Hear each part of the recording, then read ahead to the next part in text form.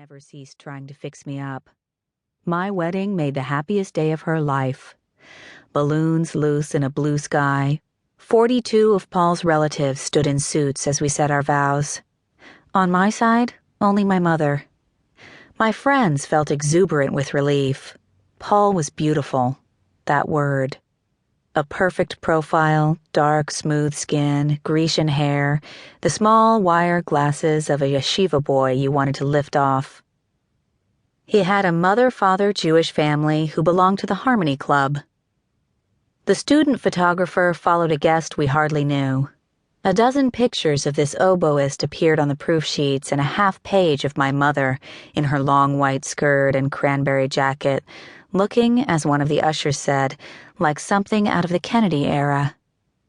But not one shot of the mother of the groom. In the only picture that included both of us, we were greeting friends, looking in different directions, his hair blown wild, my arms still young. His face looks open and surprised. God bless them. Wish them luck. It's the picture my son keeps on the face of his cell phone. Claire, the search. That's how they get you. I'd heard that phrase all my childhood, though who they were was never clear. 10 in the morning.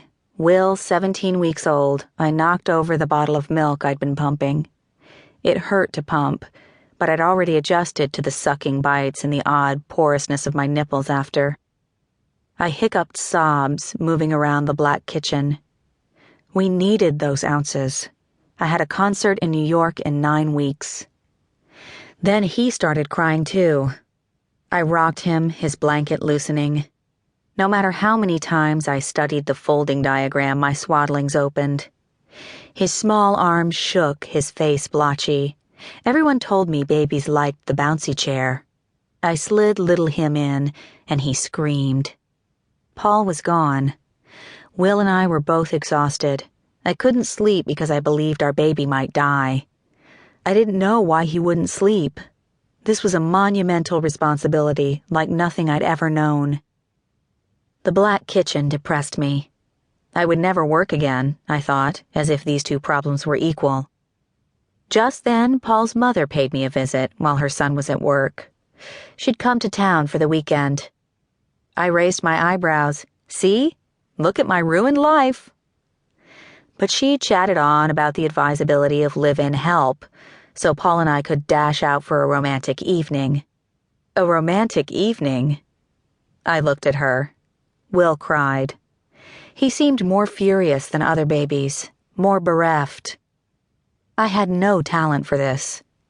Paul could make funny sounds like the track of a cartoon, momentarily interrupting Will's misery, but Paul wasn't here. Will and I both felt astonished that he was stuck with me. "Do you ever just put him in the crib and go up to your office?" Paul's mother asked.